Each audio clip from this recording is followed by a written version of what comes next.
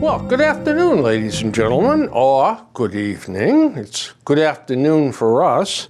It's March 6th, and we have just recovered from our rainstorm. And tomorrow we have a snowstorm coming. Goody, goody. And because of that, I have a new look here. We've become more patriotic. And I now have 7 flags. Is that stuck in snow? No. In fact, Jen found that piece of styrofoam for me. Oh, nice. She's more than a producer, I'll tell you. But anyway, I hope you folks like the new look. So, I don't know why I'm so cheery. I'm in a bad mood. I had an incident at McDonald's yesterday. Really? Yes, it really bothered me. And it bothered me so much I went to a second McDonald's to get a second opinion. Oh. I'm mad at both of them. Really? I went in there at lunchtime because I was hungry. Oh. Well, That's a good reason. I guess. And there's a big sign up on their television screens. Buy one, get one free. Okay. McFish sandwich. Okay. Well, I said to myself, I like those things. Here it is, Lent. 2 for the price of 1. How the devil do you go wrong? Well, I managed to. I said, I'll have the old 2-for-1 special there. She says, I can't sell it to you. I said, what? She said, read the fine print. Oh, no. Well, it was about the size, it looked like something an ant had written. Must be ordered on a smartphone with a McDonald's app. Oh. I said, now wait a minute. I said, I don't have a smartphone. I don't have an app. I said, but I'm a 77-year-old U.S. Army veteran, and you're telling me that somebody else could come in here, and because they're rich enough to have a stupid smartphone and an app, they're going to get 1 sandwich for free. She said, that's what I'm telling you. I said, I'll never come in this place again, ever. And that was the McDonald's on Route 1 in Norwood, down by the Norwood shopping mall. Okay, well, my next errand took me to North Attleboro. Okay. There's a McDonald's over there. It's on, actually, I think it's Plainville, but it's on 152. I said, let's see if I can finally get something to eat. Same question, same answer. I said, how can this be? This is blatant discrimination. She said, I only work here. I don't make the rules. She said, and I'm sorry you feel that way. I said, well, gee whiz. I said, it doesn't do me one darn bit of good. And how else could you feel? Yeah. I mean, you people are... I said, I'm a 77-year-old U.S. Army veteran on a fixed income. But some snappy young dude and daddy and mommy bought him one of those things and you got an app for it and he stands there and goes, whoozy, whoozy, and he gets a free fish sandwich. I said, it's not right. It's not American. And she said, I'm awfully sorry, sir. Have a nice day. Oh, She didn't even ask me if I wanted something else. Which I would have refused, of course, because I'm a man of principle. So that was my story about McDonald's, and I urge all of you, in your travels, to let your conscience be your guide and think of how this old dude was wronged. We'll see how many people. We may just shut McDonald's down. Yeah. It'll go viral. I'm telling you, wouldn't that be something, eh? All right, so now. I would go further than that. I would either ask for the supervisor or contact someone in McDonald's. You know that I'm going to do that, I think. But it was lunchtime. Oh, they sure. had a line going out the door, literally, in the Plainville one. So I said to myself, you know, those guys in line, all working men, if I started something like that, they'd beat my brains in and throw me outside. They want to get up there and get their grub and get back to the job site or whatever they do. But you're right, and I'm going to go online and see if I can find the district office for McDonald's here in New England. Drop them a love note, see what they have to say. Now, folks, there's going to be a picture on your screen of a young lady. And so I'm going to offer some advice to you gentlemen, still young enough to date, that on your next date and subsequent dates, please check out the footwear of your female friend. Because these shoes have tiny little swords on them. Here it is right here. And I think there's probably a shot of that live on the screen now. And I'm telling you, these are dangerous looking booties. And so beware. Now I've warned you. And number 3, I have a picture that will go on the screen shortly of a very well-known young lady who was chosen as Miss Lube Rack back in the early 50s. And who do you suppose that is? I'll give you a hint. You see her on television too often. That is none other than Nancy Pelosi, the leader of the Democrats in the House of Representatives, back when she was a human being. Before she became a politician. Well, anyway, so I got a few things to tell you about, in no particular order and making no sense. They did a survey of 38 urban areas around cities in the U.S. Okay. The cheapest place to live out of these 38 cities. Now, there's other cheaper places. I mean, Coon Patch, Arkansas, I'm sure is cheap, but around a metropolitan area, cheapest place is... Wisconsin? Wisconsin! Nope, the exact other end of the world. Brownsville, Texas. Really? With a husband and a wife and 2 kids. You require $58,906 to live. That's not much. No. Most expensive metropolitan area. New York? San Francisco. Okay, because of the real estate prices. The same group requires $148,439. So the difference is? About 3 times. Well, 2.5 times. Yeah. Almost, $90,000 difference. But won't they say the salaries make up for that? Yeah. They will. But, so I guess getting to the 148 in San Francisco is probably easier than getting to the 58 in Texas. I would guess. I don't know. But this was some drifty outfit on the internet. And disparity in income. Yeah. Oh, yeah. And there's a wide disparity of income in the U.S. In fact, I got something interesting coming up here in a couple of minutes. But first of all, I want to go back to our previous conversation on the last show about arming school teachers. Oh, goody. I've been thinking about that myself. Good. So I made a list here. How do I defend my home? Make sure my entrances and windows are locked and secured.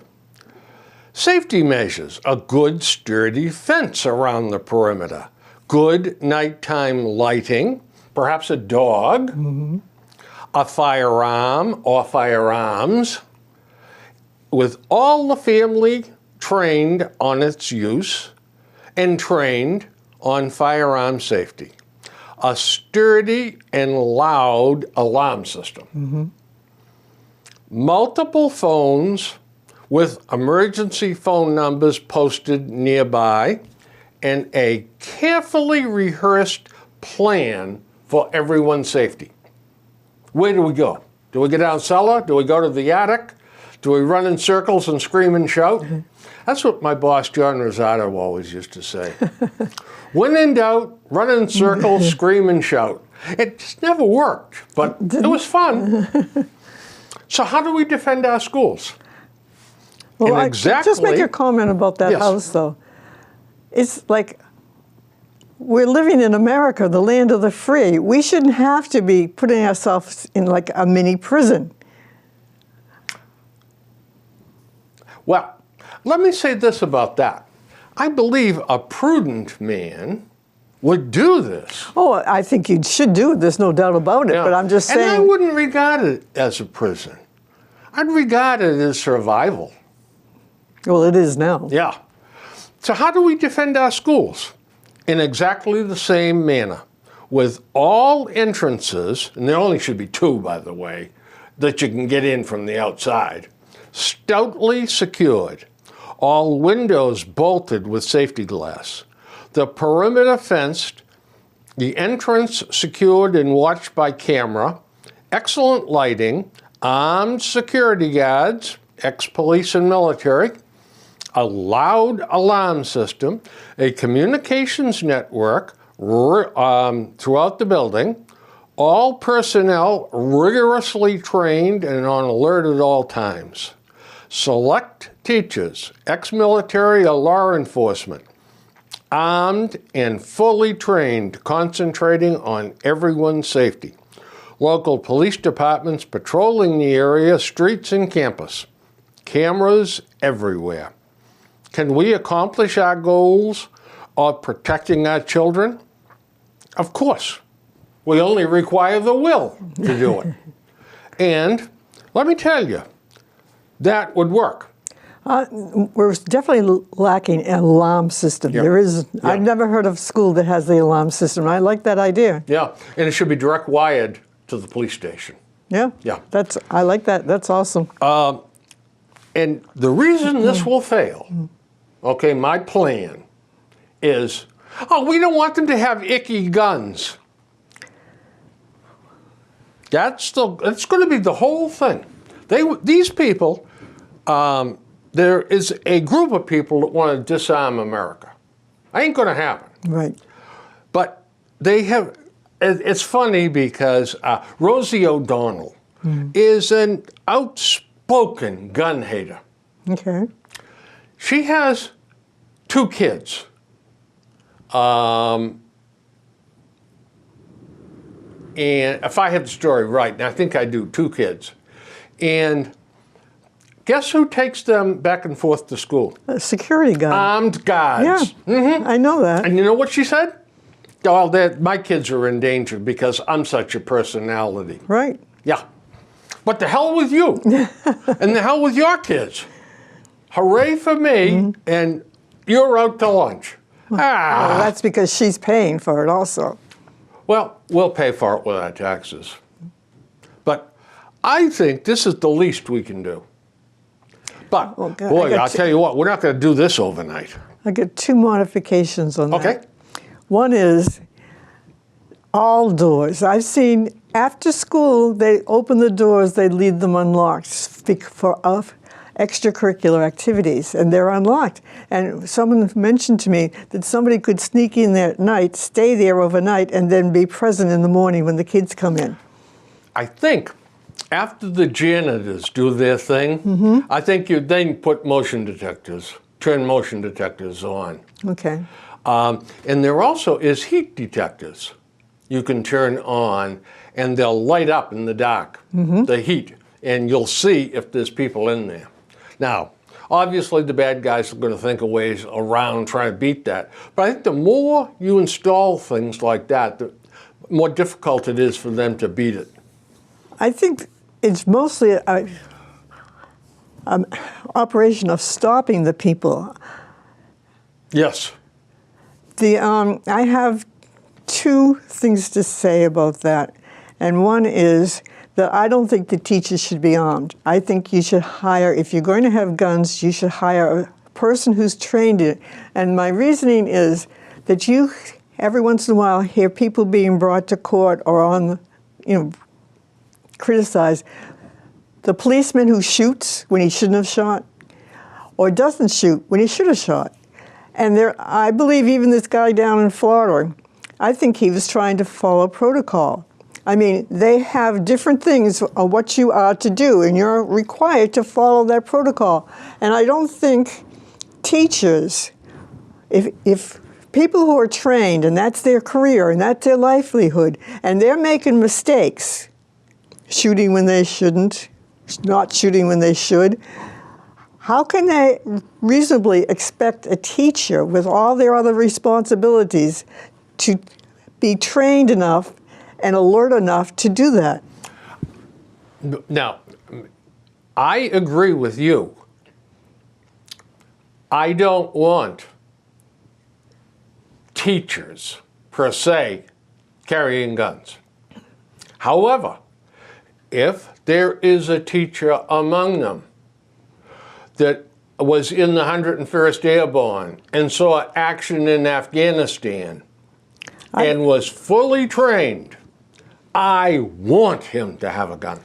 I don't think you'd find that person in elementary school. Okay, you might not, but he might be a superintendent, he might be a gym teacher, and then again, he may be an administrator. Then my question is, are these guns opened up so that people can see them carried, or no. are they concealed? Concealed. Concealed. Oh, yeah, yeah. I wouldn't have them out in the open. No, concealed weapons, yeah. And the kids don't need to know who's armed. Yes. And neither does the bad guy. But this business, no, listen, you've got a lovely school teacher. She's raised her family. She's gone back to teaching school again. She's 54 years old, and she's the nicest, sweetest lady in the whole wide world. I get a tough time seeing her toting a .357 around, unless she intends to throw it at the bad guy. Or even shooting somebody. Yeah. However, I know some ladies that have a license to carry, and they carry. And if I showed you 1,000 people in Norfolk, these would be the last two you'd ever pick out. But they have passed all the exams. Condemn the National Rifle Association all you want. They do a wonderful job of training people how to handle firearms, how to shoot, safety, all that stuff. I think it's a great idea to have qualified people that understand weapons armed in schools. I agree with that, but I don't think they should be a teacher. I don't think a teacher is trained enough and has the presence of mind enough to handle an awkward situation. I mean, even when you see these movies about negotiator and things like that, that they deal, that takes a very specific expertise to be able to do that. No, listen, I'm not saying that this is a piece of cake, that everybody could do it, but there are individuals that can do that. And, you know, you're going to pay them an extra stipend for carrying that gun. Well, I should hope so. And once a month going to the range and firing. So I think it's a heck of a lot better than not having anybody armed in there. By the way, I think I asked you this before, or maybe it was Dwayne and I had this conversation. So, officer receives a call suspicious character on such and such a road. So he goes, stops his car, gets out, and he sees a shadowy figure disappear around behind a building. So stealthily he moves along, and it just happens to be a dead end. And there's the bad guy down the other end, and he got his gun out. What does the police officer do? He's married with 2 kids. Does he stand there and wait till the bad guy shoots first? Or because he feels his life is threatened, does he shoot first? And you could never answer that unless you're in the situation. You really can't answer that. Well, there's training involved. In my way of thinking, every time the cop fires first. Every time. I am not going to die because I didn't shoot first and there's a bad guy down there with a gun pointed at me. Yeah, but some policemen don't think of themselves. They think... They tend to get heroic and altruistic, and yes, and I think that's a big mistake. I think that's a terrible mistake. Yeah. If someone is down that alley, raises a gun up in an offensive move, bang, shoot him. That's what Marshall Dillon used to do on Gunsmoke. I think a lot has to do with your gut feeling. I think you have to be the presence there, and what you've got to have experience, and you got to know: is this a kid? But kids can kill you just as dead as a grown man. Yeah. Well, anyway, that's it. We've beaten that subject to death. We'll come back to this again, I'm sure. Unfortunately, I'm sure there'll be another incident to bring it up. There will. Oh, absolutely. You know, I have another subject for another day about assisted dying. Oh, that's a biggie. Yeah, that's but I didn't write anything about it. I just put it down. But someday I think we'll have to discuss that. That's a tough one. It is. It really and truly is. Because the stakes are so high. Yeah, they are. My brother, my sister, and I were at my mother's bedside when they took the breathing apparatus off of her. And we just said, okay, now it's, I mean, she's gone, but she's being kept alive by the breathing apparatus. And the nurse says, 10 minutes, 20 minutes, 30 minutes, who knows? And the doctor said, yeah, it could be a couple of hours. But we made that decision. Well, I made a decision once to euthanize a cat, and that was one of my worst decisions I had to make, and that was only a cat. I know. I've had to take, you know, oh boy, here comes true confessions. But I used to take them out in the backyard and shoot them and bury them. Well, when they got sick as a dog and they couldn't move, one of my favorite cat, Gray, had a stroke and his hindquarters became immobile and he was a mess. Well, I did the humane thing. I took old Gray out back and bango. But you know, the last couple of times I became attached to these stupid cats, and I actually spent $130 bringing them up to the vet. And it accomplished the same thing. Yeah, that's true. You know, farmers have the right idea. I mean, they know when to euthanize their animals. I mean, they see them in all life stages. But some people have said to me, oh, you're horrible. Give me I don't a break. think so. I mean, you're putting them out of their misery. Yeah. Yeah, I mean, the last one, that was conflicted on the last cat, because I never liked her. And I finally said, listen, her hair's falling out, she's drooling, she's just laying around, and she won't go outside anymore. And she's obviously in pain. She didn't want to do anything. And I finally said, my wife said, you better do something. And I couldn't bring myself to do it because I didn't like the cat. And I'm saying to myself, I'm doing this because I don't like the cat. And I said, I'm not. The damn cat is sick. And she was 9 or 10 years old, and she wasn't coming back from whatever it was she had. No. But anyway, that's another. We'll have to do some more. The big question is, how do you judge somebody's motivation in assisting death? My mother was gone. She was dead. She just didn't know enough to stop breathing. So we made the decision. Now, assisted living, as I think of, dying, as I think of it, is when some guy says, I'm helpless, I'm hopeless, I've gone around the bend, life stinks, I've lost all my money, my wife has left me. Where the hell is the gun or the poison or something? Will the doctor come and give me a jab? And, they do that over in Europe. Oh. Really? They do it here too, but they do it over in Europe as a matter of course. I'm not ready to go down that road. I don't want any part of playing God. So you think they are in a depression that can be cured? I don't know.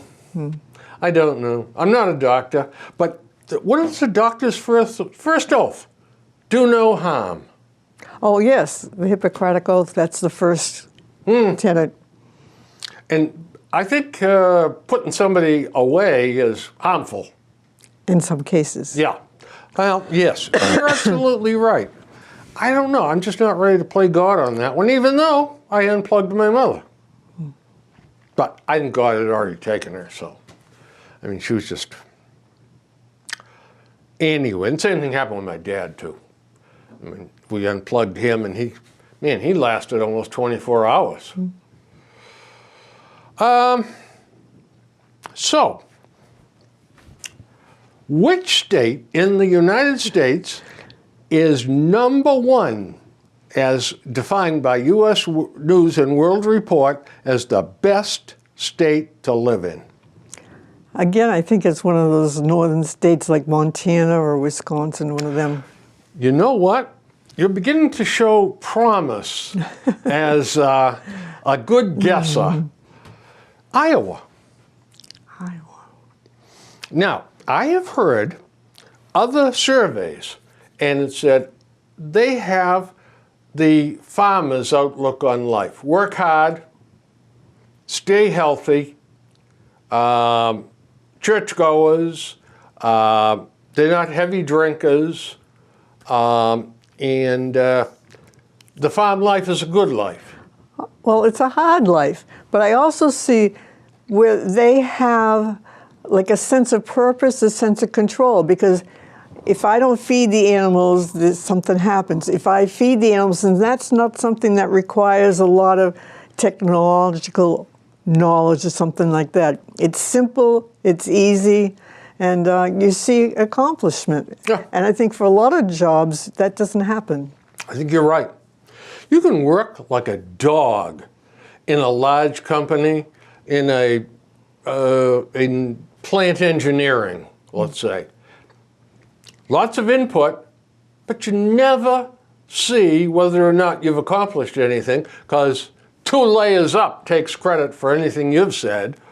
It never filters on back down to you. So you don't know whether you're doing a good job or a bad job. So there was a whole bunch of different categories they judged them on. But Iowa was number 1 in infrastructure. Oh. Number 3 in healthcare. And number 9 in the most important one of all, as far as I'm concerned, quality of life. Yeah. I could tell you, there's some very strange breaks here, the way some of this information comes together. Number 2. And you don't even hear of Iowa. It's not No. in the news. That's right. Is it part of America? I think it is America. Okay. I really do. Well, that's nice. Number 2 is Minnesota. Okay.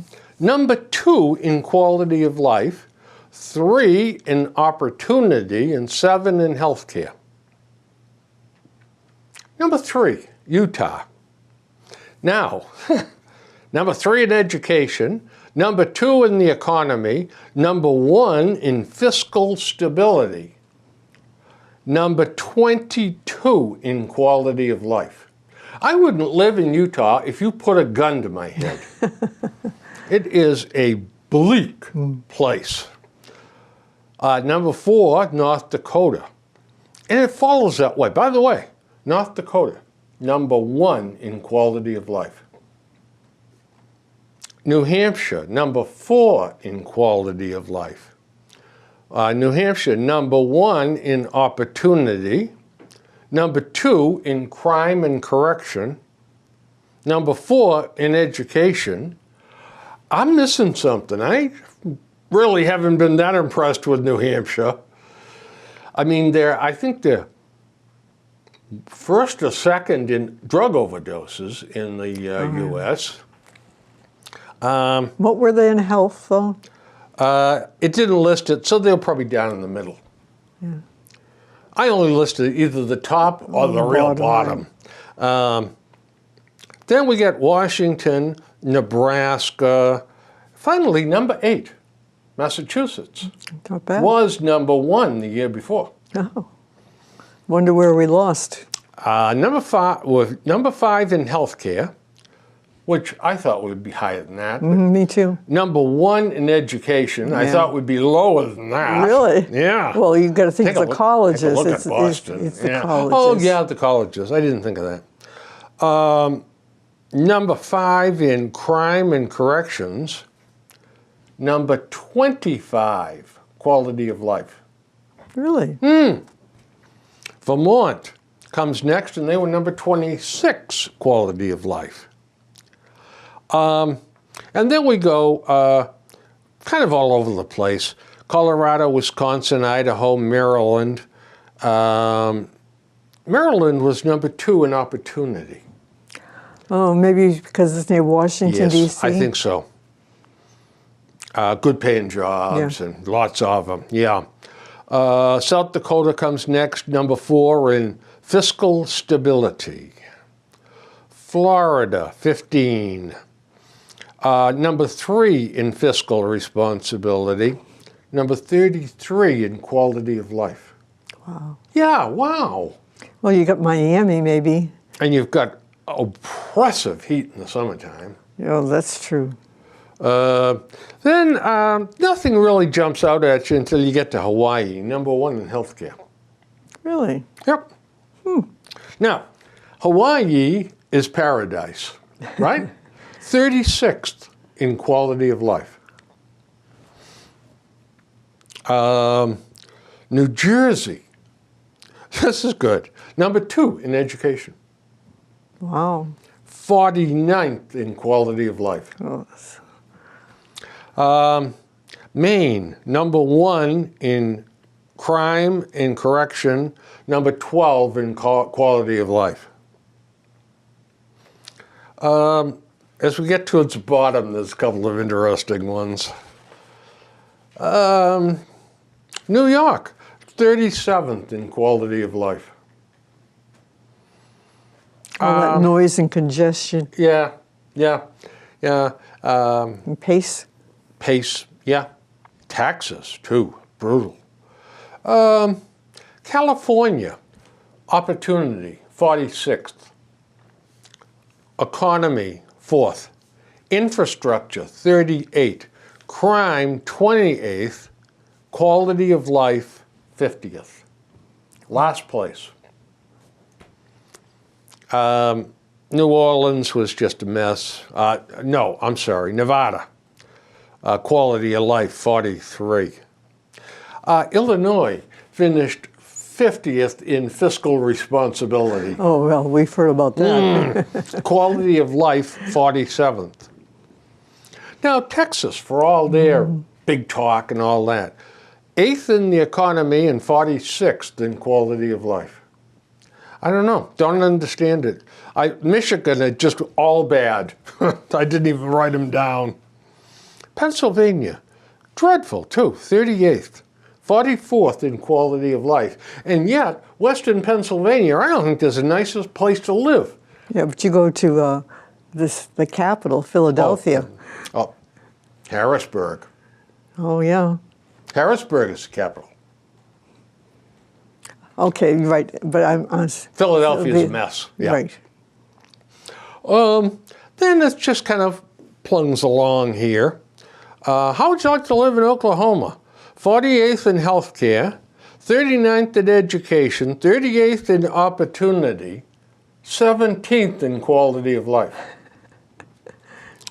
Alaska, 50th in crime, 47th in fiscal responsibility, 19th in quality of life. So, Arkansas, every single category, they're in the 40s.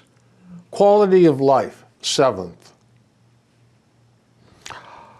So it's really, how do they define quality of life? I guess question. Probably clean air, clean water. You think environment? Yeah. Yeah, I think for the outdoorsmen, there's hunting, there's fishing, there's places for people to play. It's not overcrowded. They don't have 3 or 4 broken down old cities, and I don't know. I'm guessing. West Virginia is a nice place. 49th in the economy, 50th in the infrastructure, 45th quality of life. Now, New Mexico, 50th in education, 46th in the economy, 44th in opportunity, 49th in crime, 44th in fiscal responsibility, 8th in quality of life.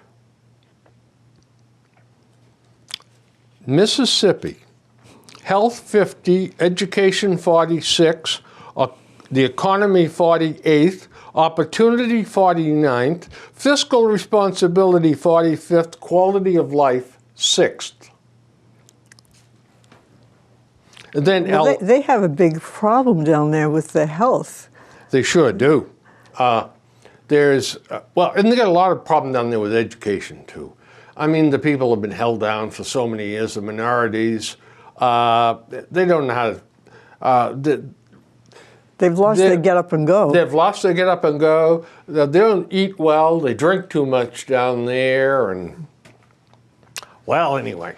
So if you're going to move, I got the list here for you. Oh, great. Iowa, here I come. This is a story about nothing at all. But I'm going to tell it anyway. Back when I was... And this is from the Herald? Yep. Oh, yeah.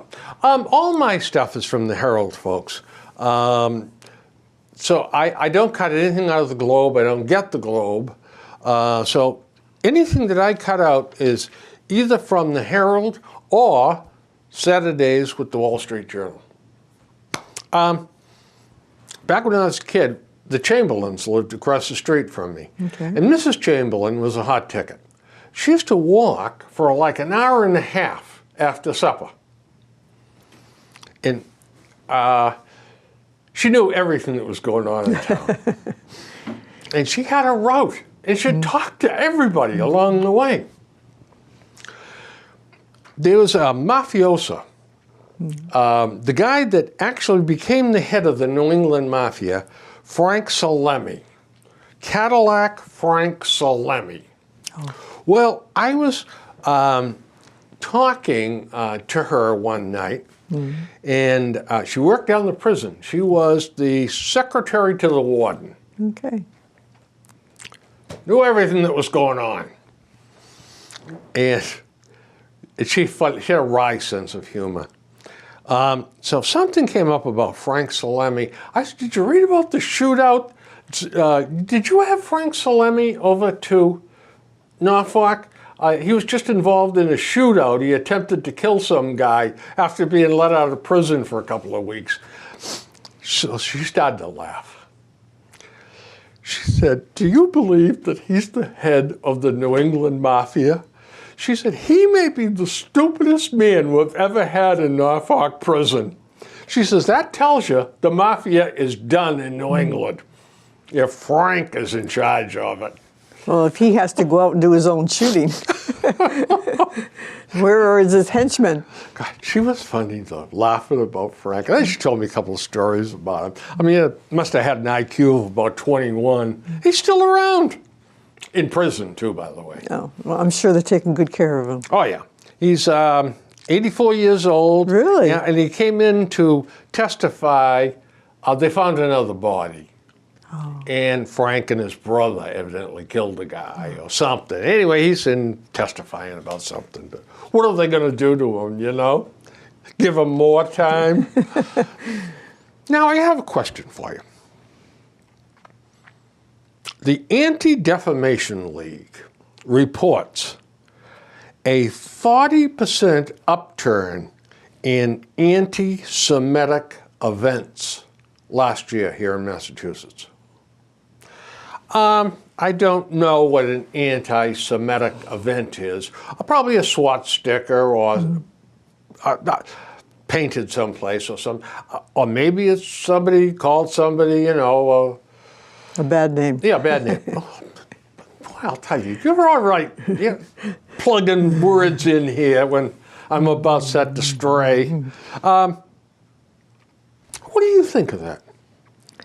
I think, in general, there's been more reporting about every little mishap and every little slight and every little insult. I think that they were probably going on just as much before. It's just the reporting of it that's changed.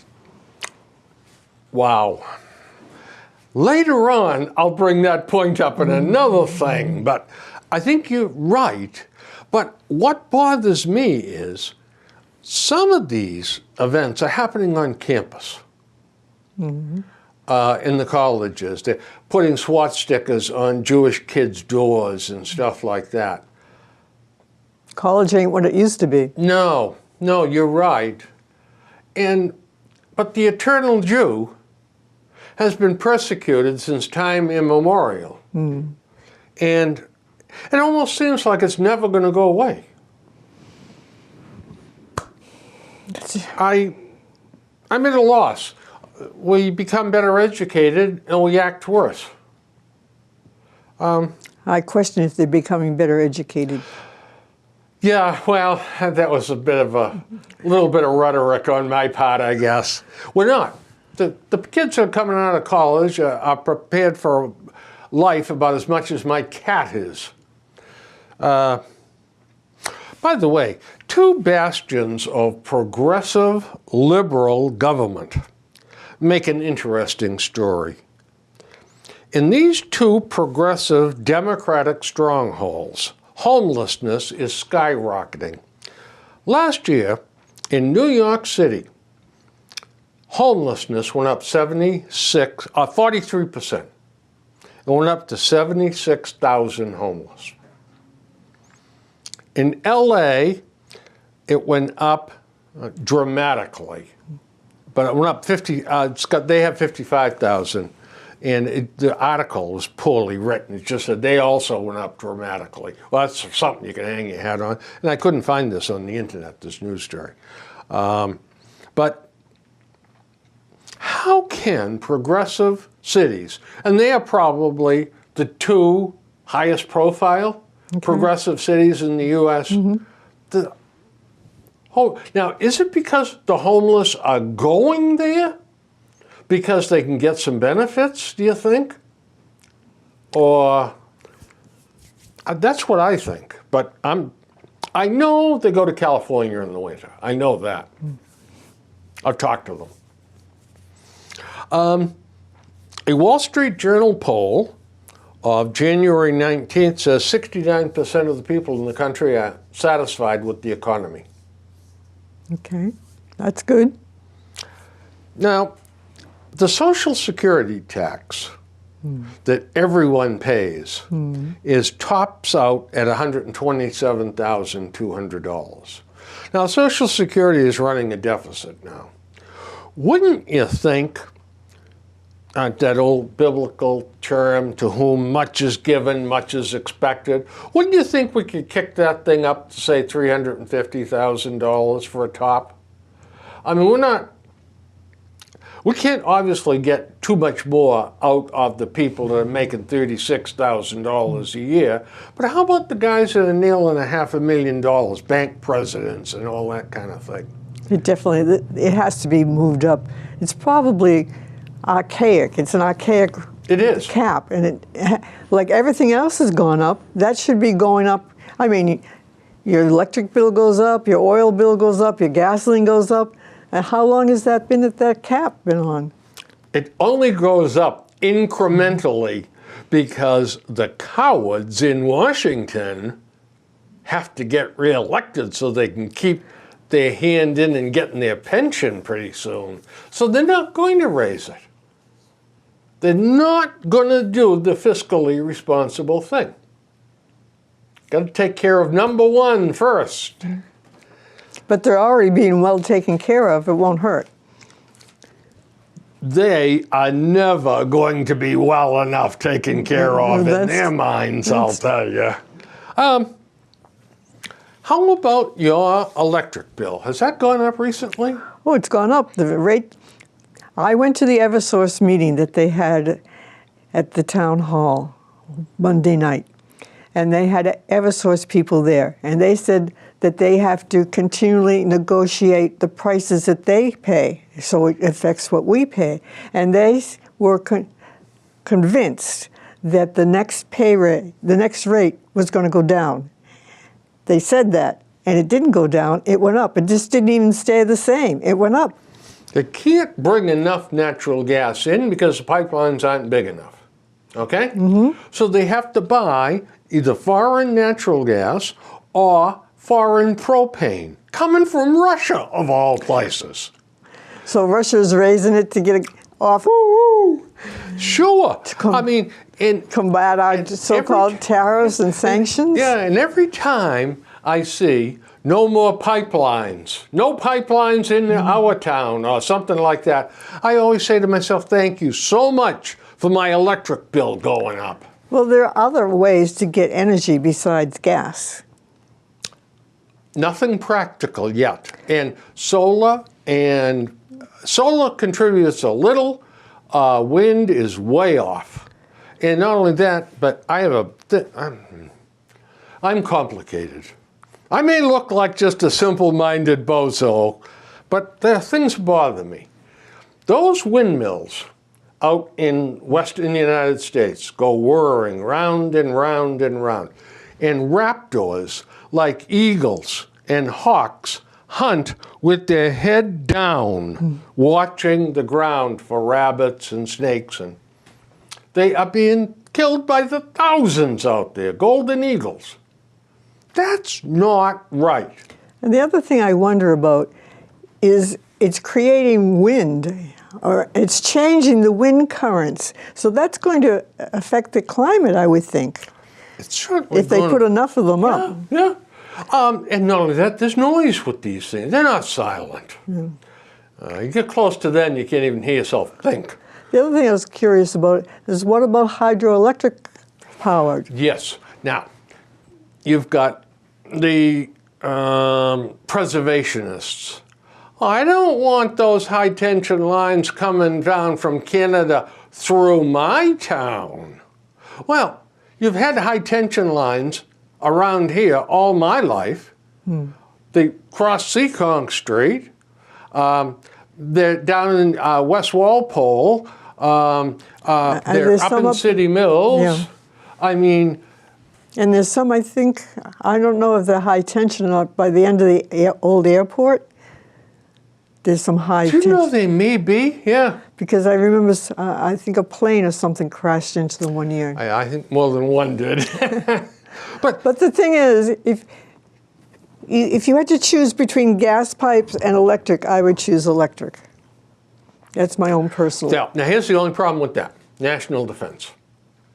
Supposing this kid up there, Trudeau, goes nuts someday and says, you know what, America? I've had enough of you. we're shutting down the power grid. You ain't getting no more power. What happens then? Well, what happens if they cut off the gas line? I mean... No, the gas, we're producing the gas here in this country. So we're not buying it for Russia?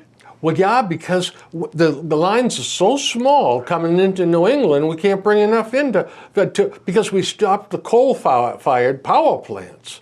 Oh, coal is icky, coal is dirty, shut them down, so they all shut down. Now how do we generate electricity? Well, convert them over to gas. We can't get the gas in. We can't get enough gas in to take care of what we got. Oh, well, we didn't think of that. It's madness. I may go insane over this. I'm not really going to do that, folks. Well, you know, if they have solar power, I mean, I'm just talking this off the top of my head. If they have solar power for individual houses, why could they not have hydroelectric power? Because New England used to have all these mills and things run on waterfalls. Yeah. Why couldn't they be... They're all on small rivers and creeks, and, you know, they ground flour with them. They can't generate much electricity out of them rascals. But you don't get... For an individual house owner, he doesn't get much electricity off his solar panels either. No, and not only that, but when it's dark, he doesn't get any. Okay, now here's a poll. 30% of males are uncomfortable working with females. I don't doubt it. 50% of males are uncomfortable mentoring females. This is a Facebook poll of 6,000 men. Mm-hmm. Senior males are 3.5 times more likely to hesitate having a working dinner with a junior female. To hesitate on travel business with a female junior. And people with mentors are more likely to be promoted. Yet women are less likely to be mentored. And women of color, much, much less likely to be mentored. And it's going to get worse. That's right. And the more females that start yelling and screaming, you know, the boss was looking at me the other day. Or I turned around and he was staring at me. I want $75,000. I mean, listen, I had women working for me. The two best assistants I ever had were both women. I never had a problem. They were decent people, you know? I think it was a simpler time, too. It is, because like in teaching, I've taught many years, you couldn't be in the room with a student without the door open. It's almost like a patient-doctor relationship. Now, you can't be examined. They have to bring a nurse in to be a witness while you're being examined because you can't be there alone. So I can't see that this is not going to get any better. No, this isn't. In fact, the more people come out suing their bosses and suing the corporations, the worse this is going to get. Oh, yeah. Yeah. According to AAA, fully 10.8% of all accidents are caused by what? I don't know, animals running across the road. Caused by drowsy drivers. Oh. Even during the daytime. Oh, yeah. And there's another, and I didn't get it. It went off the screen too fast. But it showed distracted driving. Oh, yeah. Was way up there. It was more than that. Well, people get so used to being behind the wheel, and their attention span is so short that they can't concentrate that long. All right. I got some bad news for you. Oh. All the rest was good. What is the male's life expectancy? 55. 78.8 years. Now here's the bad news. It's gone. I'm 77. Think about that. We don't have that many more shows left. Oh, dear. What is the number one cause of death in the U.S. among males? Among men. Heart attack. Yes. Number two. I don't know. The big C. Cancer. Cancer, yeah. And then it kind of goes down. But I wanted to get one more thing in. According to the British Journal of Medicine, there is a link between asparagus and the spread of cancer in the body, especially breast cancer in women, and they are warning cancer patients of this link. I hate asparagus, and I never eat it. That's why I never ate it, too. No, but it's interesting. They had that on Fox Financial, and they had the doctor on there about it, and I have never read or heard any more about it. I don't know. Anyway, well, folks, listen. It's been great, and look at how much more I got that I didn't get to. You know what that means? There's going to be another show very shortly. So stay tuned, and we'll see you next time. And be safe in the snow tomorrow. Goodbye. Bye-bye.